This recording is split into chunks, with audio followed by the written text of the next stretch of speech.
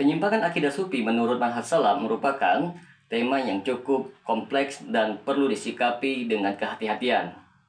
Mengingat ada perbedaan pendapat yang signifikan dalam memahami dan menginterpretasi konsep-konsep tertentu dalam tasawuf atau sufisme. Manhaj salaf yang berusaha untuk mengikuti jejak para sahabat, tabi'in, dan tabi'ut tabi'in sering sekali bersikap kritis terhadap aspek-aspek tertentu dalam ajaran dan praktik sufi yang dinilai menyimpang dari pemahaman Islam yang murni. Bagi teman-teman sekalian yang penasaran dengan kelanjutan dari pembahasan kali ini, maka tonton terus video ini hingga selesai agar kita menemukan fakta yang sebenarnya.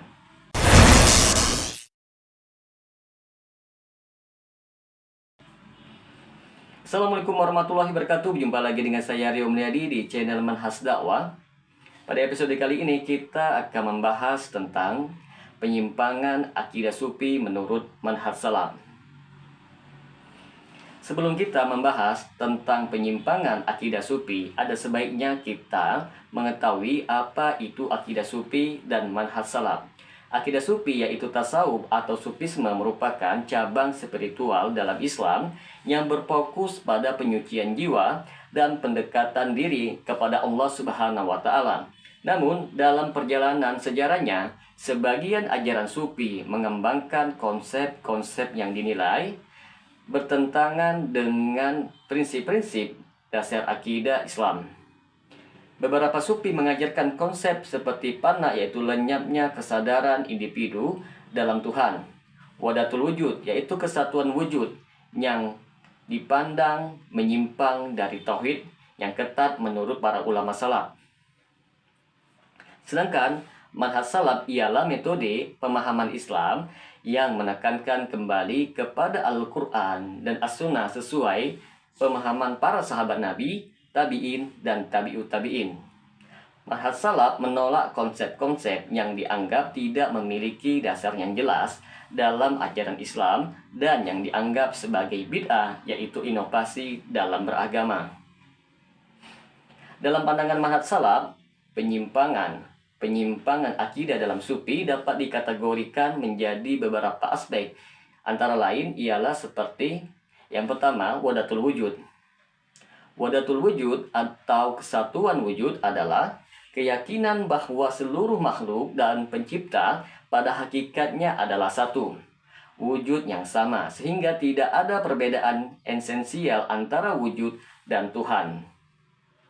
Konsep ini dianggap menyimpang karena bertentangan dengan prinsip dasar tauhid, rububiyah, dan uluhiyah dalam Islam. Dalam pandangan salaf, Allah adalah Tuhan yang tidak menyatu atau berinteraksi dalam bentuk apapun dengan makhluk. Wahdatul wujud dianggap merusak konsep ketauhidan karena menghilangkan pembedaan antara Allah Subhanahu wa Ta'ala dan ciptaannya. Yang kedua, hulul. Hulul adalah keyakinan bahwa Tuhan dapat berinkarnasi atau masuk ke dalam diri makhluk tertentu, terutamanya manusia. Dalam sejarah sufi, beberapa tokoh sufi pernah mengklaim bahwa diri mereka disatukan atau berinkarnasi dengan Tuhan. Hulul dipandang sebagai penyimpangan serius karena akidah Islam yang benar mengajarkan bahwa Allah tidak butuh tempat atau wadah dan Dia tidak bisa bersatu atau menyatu dengan makhluknya. Konsep ini dianggap sebagai bentuk syirik akbar, yaitu mempersekutukan Allah dalam keesaannya. Yang ketiga, fana dan baqa. Fana adalah lenyapnya kesadaran diri di hadapan Tuhan. Sedangkan baqa adalah keadaan kekekalan dalam keberadaan Allah setelah mencapai fana. Beberapa sufi mengklaim bahwa dalam keadaan fana mereka merasa menyatu dengan Allah atau hilang dalam esensinya. Pandangan ini dianggap membahayakan akidah karena mempromosikan konsep bersatunya makhluk dengan Sang Pencipta. Dalam manhaj salaf, hubungan hamba dengan Allah adalah hubungan hamba dengan Tuhannya yang tidak mungkin menyatu secara esensi dan eksistensi. Yang keempat, ilmu laduni. Ilmu laduni adalah konsep dalam sufisme yang merujuk kepada ilmu yang diperoleh langsung dari Allah Subhanahu wa taala tanpa perantara manusia ataupun upaya belajar. Manhaj salaf menganggap konsep ini bermasalah karena Islam mengajarkan bahwa ilmu harus dicari melalui usaha dan proses belajar sesuai tuntunan yang telah diajarkan oleh Nabi Muhammad. Mengklaim ilmu laduni dianggap sebagai bentuk kesombongan atau anggapan bahwa seseorang bisa mengetahui hal-hal yang gaib tanpa perantara rasul atau wahyu yang sahih. Selain penyimpangan konsep akidah, manhaj salaf juga mengkritisi berbagai amalan yang kerap dipraktekkan oleh sebagian sufi. Di sini akan kita bawakan beberapa praktek yang dinilai menyimpang oleh manhaj salaf. Yang pertama, tawassul dan istighosah yang berlebihan. Tawassul adalah meminta pertolongan kepada Allah Subhanahu wa taala melalui perantara seseorang yang dianggap memiliki kedekatan dengan Allah, seperti nabi atau wali. Istighosah adalah meminta bantuan atau pertolongan yang kadang dilakukan dengan menyebut nama-nama tertentu. Tawassul dan istighosah yang dilakukan dengan meminta kepada selain Allah dianggap bentuk syirik, terutama jika menganggap orang yang dimintai tolong tersebut mampu memberi pertolongan tanpa izin Allah Subhanahu wa taala. Yang kedua, zikir dan wirid yang tidak sesuai dengan sunnah. Beberapa kelompok sufi memiliki zikir dan wirid yang disusun oleh tokoh mereka yang kadang tidak memiliki dasar dalam sunnah Nabi Muhammad atau bahkan menyebut nama tertentu di luar nama Allah.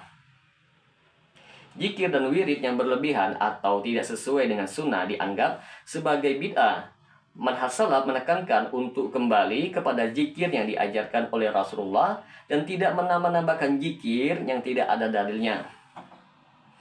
Yang ketiga, pengagungan berlebihan terhadap wali.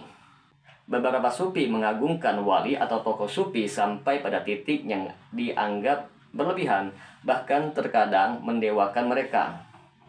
Pengagungan ini dianggap mengarah kepada kesyirikan. Dalam Islam, tidak ada manusia yang layak diagungkan sampai pada tingkat pengabdian atau pujaan kecuali Nabi Muhammad sebagai utusan Allah. Agama mengajarkan untuk menghormati tokoh-tokoh agama tanpa menjadikan mereka sebagai sosok yang memiliki kekuatan di luar kehendak Allah Subhanahu wa taala. Teman-teman sekalian, di sini akan kita bawakan pandangan manhaj salaf terhadap tasawuf yang sebenarnya. Sebenarnya tidak semua bentuk tasawuf ditolak oleh manhaj salaf. Sufi yang berlandaskan pada Al-Quran dan Sunnah tanpa melanggar prinsip-prinsip tauhid dan tidak memasukkan unsur bid'ah mesti dianggap bagian dari Islam. Manhaj salaf mendukung proses penyucian jiwa selama masih dalam batas-batas syariat Islam dan tidak membawa konsep atau amalan yang menyimpang. Perlu kita ketahui bersama teman-teman sekalian bahwa manhaj salaf mengajarkan untuk tidak serta-merta menganggap semua kelompok sufi sebagai penyimpang. Sebaliknya, salaf menekankan perlunya sikap bijaksana dan menilai praktik atau ajaran tertentu secara objektif. Jika tasawuf dipraktikkan dengan tetap memperhatikan batas-batas syariat, maka ajaran ini masih dapat diterima dalam kerangka Islam. Namun jika sudah memasuki ranah kesyirikan atau bid'ah, manhaj salaf akan menolaknya karena dianggap sebagai merusak agama atau akidah umat Islam. Maka dapat kita simpulkan di sini teman-teman sekalian bahwa penyimpangan akidah dalam ajaran sufi menurut manhaj salaf umumnya berkaitan dengan konsep yang bertentangan dengan tauhid. Manhaj salaf menilai bahwa beberapa ajaran sufi menyimpang karena berpotensi mengarah kepada kesyirikan dan bid'ah. Salaf mengajak umat untuk berpegang kepada Al-Quran dan Sunnah dengan pemahaman yang benar dan tidak mencampur adukan ajaran Islam dengan unsur-unsur yang tidak memiliki dasar yang sah dalam syariat Islam. Semoga penjelasan ini memberikan gambaran yang jelas tentang bagaimana manhaj salaf melihat penyimpangan akidah dalam beberapa aliran sufi. Dan apabila teman-teman sekalian mendapatkan manfaat dari pembahasan kali ini, maka silakan subscribe dan share. Semoga bermanfaat. Assalamualaikum warahmatullahi wabarakatuh.